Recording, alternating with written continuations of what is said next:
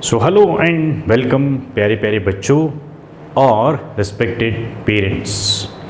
आज का ये वीडियो मैंने बेसिकली तमाम स्टूडेंट्स के लिए बनाया है जो स्टूडेंट्स वेट कर रहे हैं अपने रिजल्ट्स का ईगरली। This is one.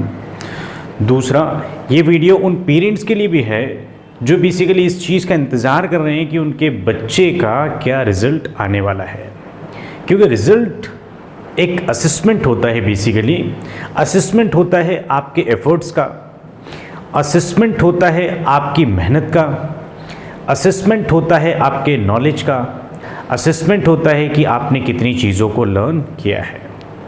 लेकिन मैं तमाम स्टूडेंट्स को और तमाम पेरेंट्स को बहुत ही रिस्पॉन्सिबिलिटी के साथ, प्रॉपर अंडरस्टैंडिंग के साथ में ये स्टेटमेंट देने वाला हूँ कि जब हमारा बच्चा 95% डिज़र्व करता है और यदि उसके 85 या 75 मार्क्स आते हैं, सो हमें अपना माइंडसेट बच्चे को लेके चेंज नहीं करना चाहिए।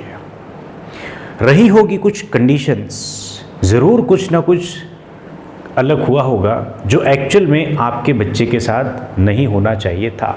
और ये कब? ये during the exam hall, during the exam time.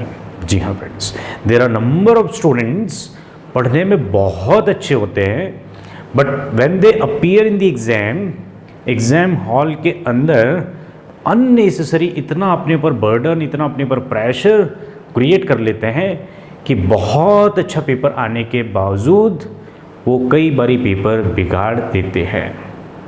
So friends, parents, प्यारे बच्चों, एक चीज़ को दिमाग में फिक्स कर लो, और वो चीज़ है कि हमें रिज़ल्ट को रिज़ल्ट के पॉइंट ऑफ व्यू से देखना है। हमने रिज़ल्ट को रिज़ल्ट के पॉइंट ऑफ व्यू से देखना है।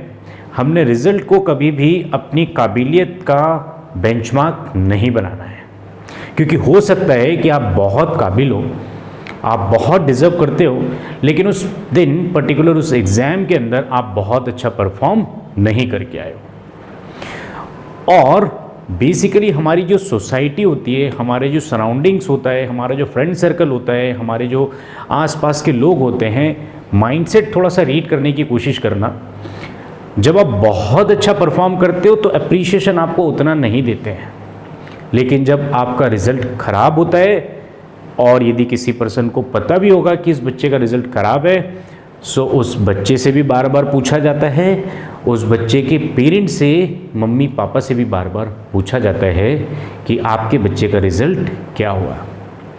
आप समझना, वहाँ पर आपको रिस्पॉन्स नहीं करना है, आपको उस बात को दिल में बसा लेना है और उस जुनून के साथ मेहनत करना है कि जिस एक्सप्रेशन से इस पर्सन ने मेरे मम्मी पापा से, मेरे पेरेंट्स से और मुझसे मेरे रिज़ल्ट के बारे में पूछा था, इस पर्सन को मुझे अपने रिज़ल्ट से आंसर करना है।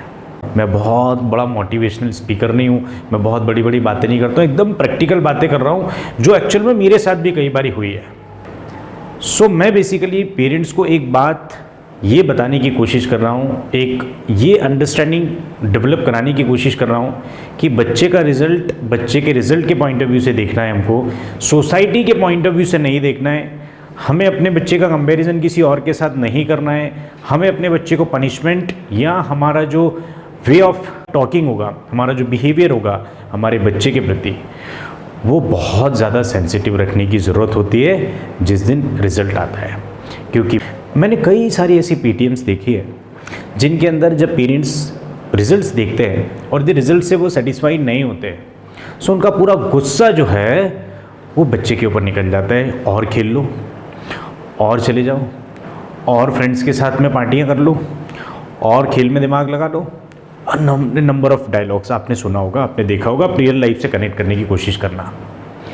आपको उस बच्चे के माइंडसेट को, उस बच्चे की साइकोलॉजी को समझना पड़ेगा कि आज के दिन, जिस दिन रिज़ल्ट आया है बच्चे का, उस दिन वो कैसा फील कर रहा है।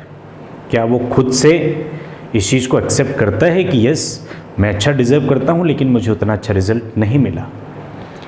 और यदि ऐसा है तो आपको उसको मॉरल बूस्टअप देना चाहिए। बीइंग अ पेरेंट, एक पेरेंट होने के नाते आपको अपने बच्चे को इंस्पायर करना चाहिए, मोटिवेट करना चाहिए, अपने बच्चे को हौसला देना चाहिए कि लेट इट बी, ये रिज़ल्ट जो था that is not the full stop, अभी तो हमारी बहुत बड़ी जर्नी है। क्लास 10th हो, क्लास 12th हो, बीट एनीथिंग, कोई भी रिज़ल्ट हो, किसी भी रिज़ल्ट, कोई भी रिज़ल्ट जो है वो लाइफ का फाइनल रिज़ल्ट नहीं होता है। एंड ये रिज़ल्ट्स आपकी प्रोफेशनल एंड पर्सनल लाइफ को डिसाइड नहीं कर सकता है, क्योंकि जहाँ तक मेरी अंडरस्टैंडिंग है फ्रेंड्स, मैं ऐसा नहीं बोल रहा हूँ कि आपको परसेंटेज नहीं बनाना है, मैं ऐसा कभी भी नहीं बोल रहा हूँ, बट मैं आपको बताने की कोशिश कर रहा हूँ कि आपको रिज़ल्ट को रिज़ल्ट के पॉइंट ऑफ व्यू से ही देखना है। रिज़ल्ट के कारण आप अपने बिहेवियर में, रिज़ल्ट के कारण आप अपने एटीट्यूड में, रिज़ल्ट के कारण आप अपने माइंडसेट को नेगेटिव नहीं करना है। Be positive, let the result be, result को रहने दो, जो भी रिज़ल्ट है एक्सेप्ट करना है उसको, लेकिन हाँ एक्सेप्ट करने के बाद हमको ऐसा नहीं करना है कि हाँ हमारा तो रिज़ल्ट इतना हो गया that is fine. No, you should work upon it कि हमारी क्या शॉर्टकमिंग्स थी, क्या कमियाँ थी, उन कमियों को बिल्कुल निचोड़ डालना है और उसके ऊपर वर्कआउट करना है। और नेक्स्ट ईयर आपको उन तमाम लोगों को अपने रिज़ल्ट से जवाब देना है। आपको इतनी साइलेंटली मेहनत करना है, इतने साइलेंटली मेहनत करना है कि आपके जो रिजल्ट्स आएंगे ना, सरप्राइज करते लोगों को, और फिर आपसे लोग आके पूछेंगे नहीं, क्योंकि लास्ट ईयर उन्होंने आपका मजाक बना दिया है। सो फ्रेंड्स, पेरेंट्स, प्यारे बच्चों, मैं आपसे एक ही बात कहना चाहूँगा, रिज़ल्ट को रिज़ल्ट के नज़रिए से देखना है। रिज़ल्ट से कभी भी अपने आप को, अपनी प्रोग्रेस को, अपनी काबिलियत पे क्वेश्चन मार्क नहीं लगाना है। बात समझ आ रही है? इतनी सी बात मैं आपसे करना चाह रहा था। और स्पेशली मैं पेरेंट्स से एक रिक्वेस्ट करना चाहूँगा कि जिस दिन बच्चे का रिज़ल्ट आता है, आप बच्चे के साथ रहिए, बच्चे का हौसला अफजाई करिए, आप उसको इनकरेज करिए, आप उसको मोटिवेट करिए, आप उसको इंस्पायर करिए। You can do better, let it be. आज के रिज़ल्ट से कोई बहुत बड़ा मैटर नहीं है। अच्छा रिज़ल्ट आया, यू शुड अप्रिशिएट, राइट। अच्छा रिज़ल्ट नहीं आया, यू शुड इनकरेज। आपको बच्चे को मॉरल सपोर्ट देना है, मॉरल आपको उसको एक सपोर्ट देने की ज़रूरत है। और यदि मॉरल सपोर्ट आप किसी बच्चे को देते हो, सो बिलीव मी, आपका बच्चा आपके इमोशंस को समझता है, वो आपके फेशियल एक्सप्रेशन को समझता है कि आज मुझे फादर ने, मदर ने, या जो भी पेरेंट्स है, ब्रदर सिस्टर वॉटेवर, जिनके भी साथ वो रहता है, जिनके भी साथ उसकी बॉन्डिंग है, वो एक्सप्रेशन रीड कर लेता है और वो एक्सप्रेशन दिल पे लगते हैं। वर्ड से ज़्यादा आपके एक्सप्रेशन मैटर करते हैं। सो मैं तमाम पेरेंट्स को एक ही रिक्वेस्ट करना चाहूँगा कि बच्चे का रिज़ल्ट के पॉइंट ऑफ व्यू से देखिए, उसको लाइफ से कनेक्ट मत करिए। और फ्रेंड्स, मैं आपको बताना चाहूँगा कि जब रिज़ल्ट का दिन होता है ना, जो रिज़ल्ट का दिन होता है वो दिन बड़ा ही कहना चाहिए क़यामत का दिन होता है, राइट। हार्ट बीट्स बढ़ जाती हैं। कई सारे स्टूडेंट्स ऐसे होते हैं जिनका पेपर बहुत अच्छा गया होता है, देवर ईगरली, एक्साइटमेंट के साथ रिजल्ट का वेट कर रहे होते हैं कि जैसे रिजल्ट आएगा हम फटाफट सभी को शेयर करेंगे। And there are number of students जिनके दिमाग में ये छोटा सा भी डाउट नहीं रहता है कि वो फेल हो जाएंगे। तो मैं दोनों ही बच्चों के लिए आज कुछ बातें करना चाहूँगा।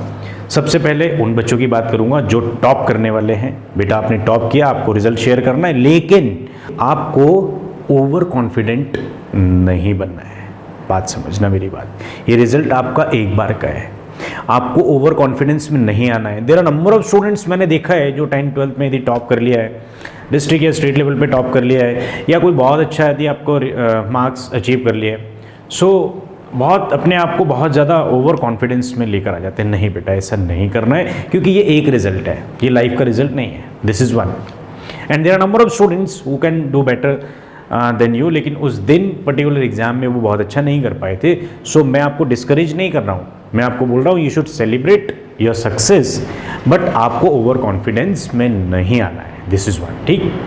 दूसरा, ऐसे स्टूडेंट जिनको छोटा सा भी डाउट नहीं है कि हम फेल हो जाएंगे, तो आपको रिजल्ट को ऑनेस्टी के साथ एक्सेप्ट कर लेना चाहिए। अब एक्सेप्ट करने का मतलब मैं ये नहीं बोल रहा हूँ बेटा कि आपने उस रिजल्ट को एक्सेप्ट कर लेना और बैठ जाना है, नहीं। आपने उस रिजल्ट को एक्सेप्ट करना है और नेक्स्ट ईयर के लिए प्लानिंग आपको करनी है कि नेक्स्ट ईयर मुझे इससे अच्छा परफॉर्म करके बताना है। टेक इट, है ना, दिल पे ले लो इन बातों को। जब तक आप दिल पे नहीं लोगे बातों को, आप मेहनत नहीं करोगे बेटा।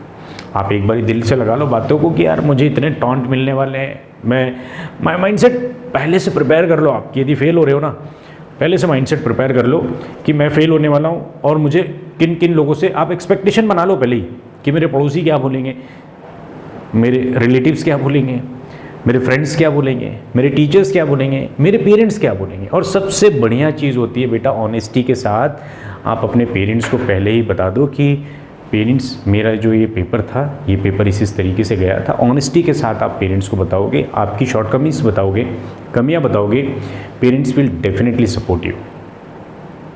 जिनके साथ भी आप बहुत ज़्यादा क्लोज हो उनसे ज़रूर शेयर करना।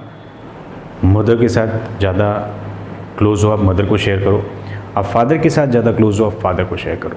मदर और फादर जिनके साथ भी आप बहुत ज़्यादा क्लोज हो उनसे ज़रूर शेयर करना। दूसरी बात मैं आपको बताना चाहूँगा, ऐसे बहुत सारे स्टूडेंट्स होंगे जो आपको टीज करेंगे, जो आपका मजाक बनाएंगे, जो आपको ह्यूमिलिएट करेंगे। There are number of teachers आपको इस तरीके से ह्यूमिलिएट करेंगे। आपको सारे ह्यूमिलिएशन से दूर रहना है, आपको अपने ऊपर कॉन्फिडेंस रखना है, आपको अपनी चीज़ों को अपने आप को समझाना है कि yes I will do better then this, I deserve and I will do better.